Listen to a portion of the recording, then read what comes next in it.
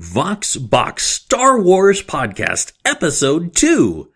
Dang, Jabba, you've lost weight. What is thy bidding, my master? There is great disturbance in the Force. The Vox Box Star Wars Podcast. Your source for Star Wars comics, news, and more. And now your host, Michael Corley. Welcome back to Vox Box Podcast, Episode 2. I'm your host, Michael Corley. Again, very briefly, this podcast is to cover the story of the original Star Wars comics and beyond. This is number 2, the next section covering Star Wars: A New Hope. Very prescient. On the front cover, it says, Luke Skywalker strikes back. Years before The Empire Strikes Back came out, they were already pulling from that classic imagery from the old serials. We open with the fallen body of Luke Skywalker. He has been knocked unconscious by the sinister Sand People. They are beginning to ransack his land speeder, and that's when they hear a sound. Ooh! Ooh! I'm a spooky Jedi! This, of course, is Obi-Wan Kenobi. I also want to mention, in the original comic, the first one, the art was a little rough. Maybe they were in a hurry. I don't know exactly what was going on, but it really tightens up by the second issue. Things already look much better. And my goodness, Obi-Wan Kenobi looks like Obi-Wan Kenobi, who says the classic, Obi-Wan. Now that's a name I have not heard in a long while. Luke recovers the damaged C-3PO, and that's when they make their way back to Obi-Wan's hermit hut, and they play the full recording of Princess Leia. Again, tiny differences in the movie from the script of the comic that stand out to us who have been watching these over and over again. When she says, "You are our last hope," instead of, "Help us, Obi-Wan. You are our only hope." She calls him Commander, and that's when Luke finds out that he fought in the Clone Wars with his Jedi Knight father. Another big difference in the comics, especially in the beginning, is the color of the lightsabers. We, as longtime viewers and people who absolutely love Star Wars, know that the color of a lightsaber is iconic to the character. But the colorists at the time didn't know that. And so, for instance, when we first see Luke's lightsaber, it's pink. I don't know what else to say, people. It's pink. It's a pink lightsaber.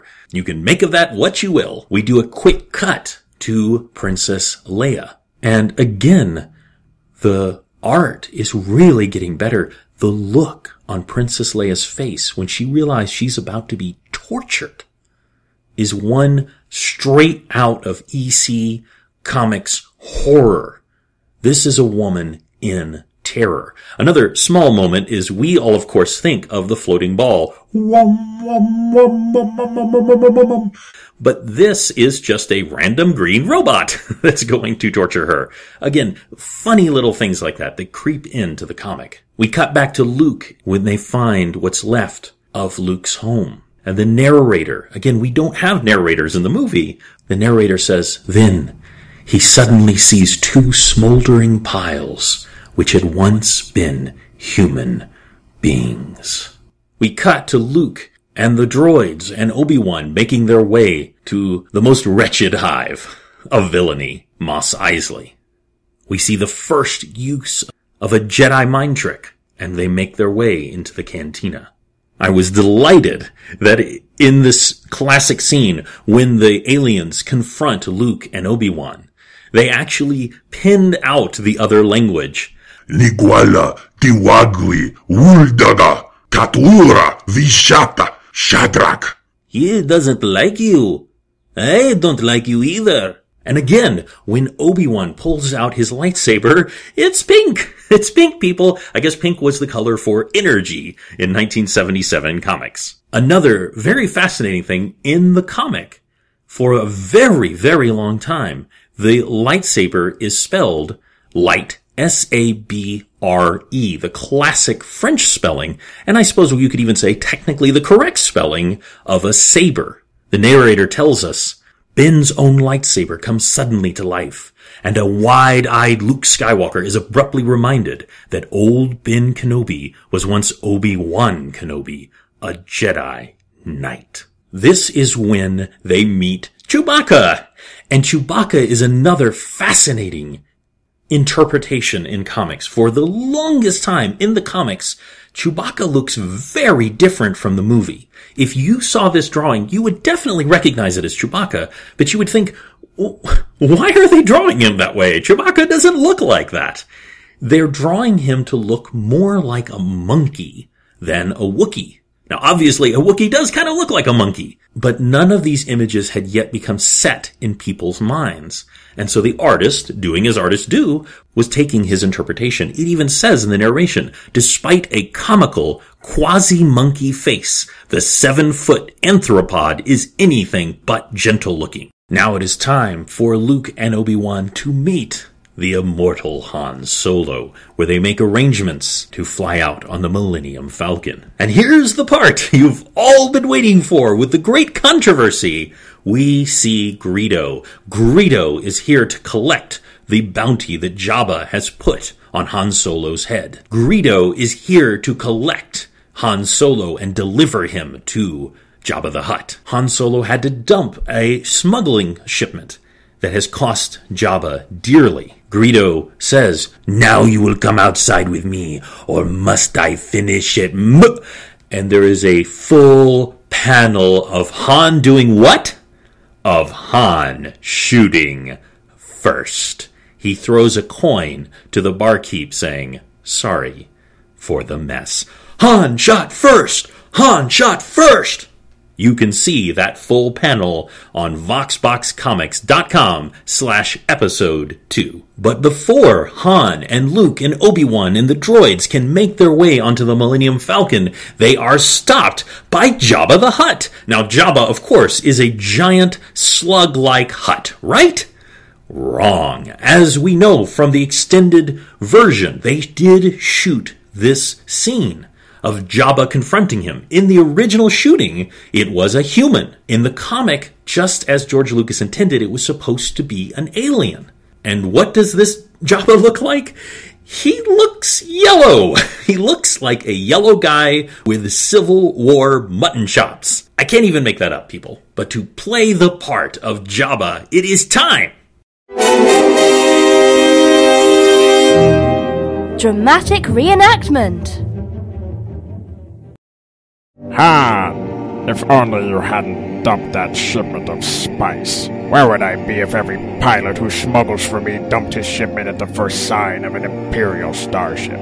It's not good business. Put your blasters away, men. Han, my boy, I'm only doing this because you're the best and I need you.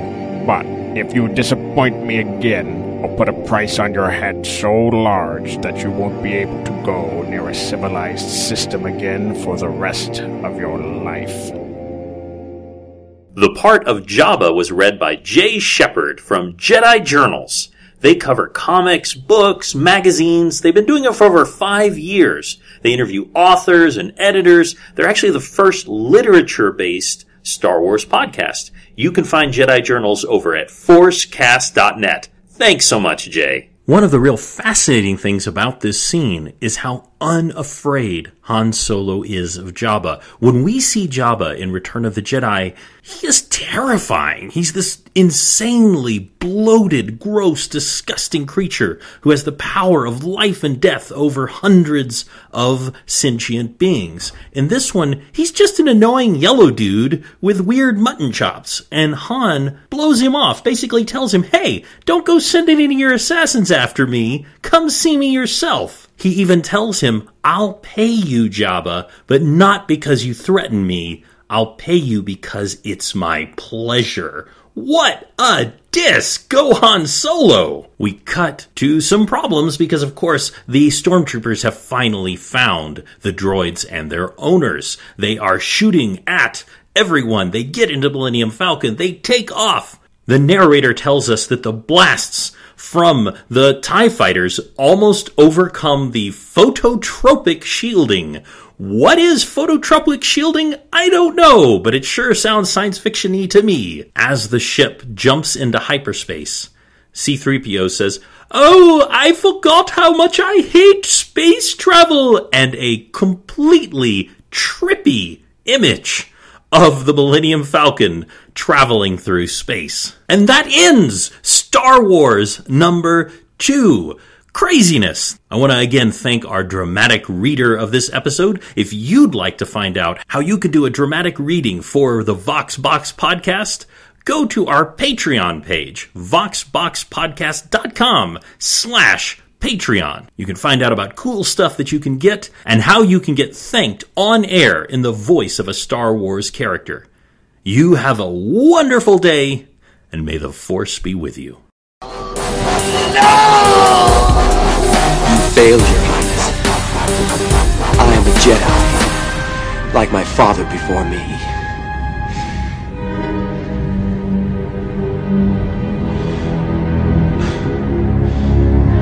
So be it, Jedi.